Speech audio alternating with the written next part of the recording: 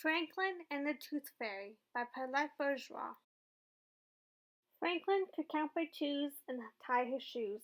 He had lots of good friends and one best friend named Bear.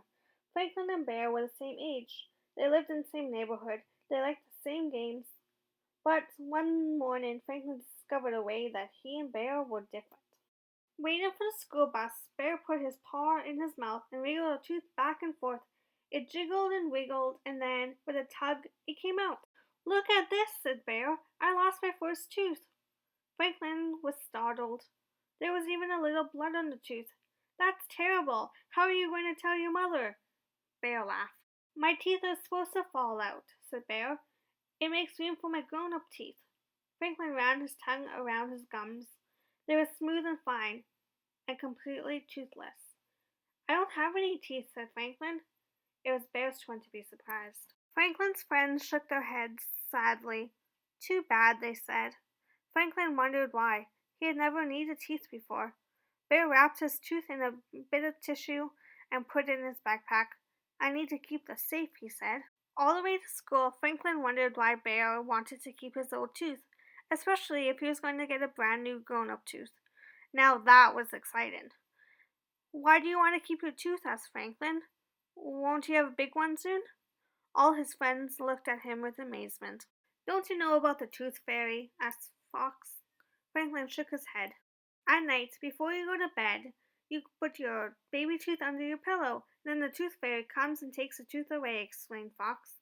"But that's stealing," said Franklin. "Besides, what does the Tooth Fairy do with all those teeth?" There was a long pause. Bear scratched his head. Fox switched his tail, and Rabbit twitched. "I don't know," said Bear, "but she always leaves something behind." "One of her own teeth?" asked Franklin. Everybody laughed.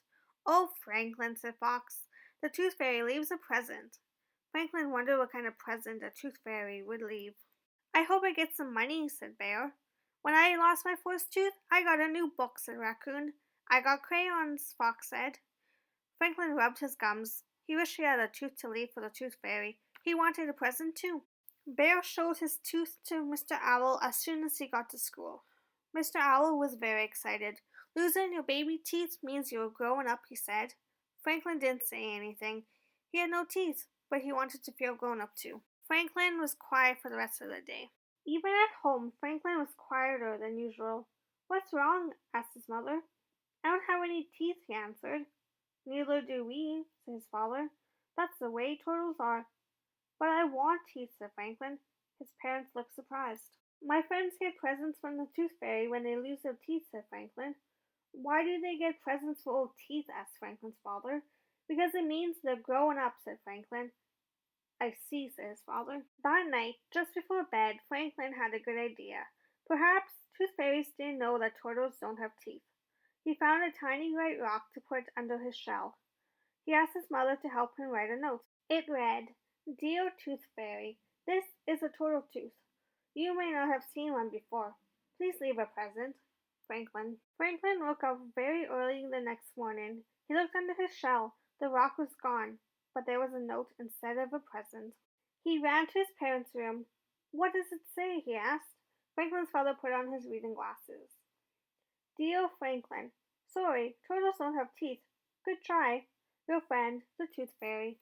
Franklin was very unhappy until he noticed a big wrapped package under his breakfast bowl. "Open it," said Franklin's mother. Inside was a beautiful book. "Who's it from?" asked Franklin. "From us," said his parents, "to celebrate you growing up." Franklin stood very tall. "Thank you." From then on, Franklin didn't worry about being different from Bear. He knew that, in all the important ways, he and Bear were exactly the same.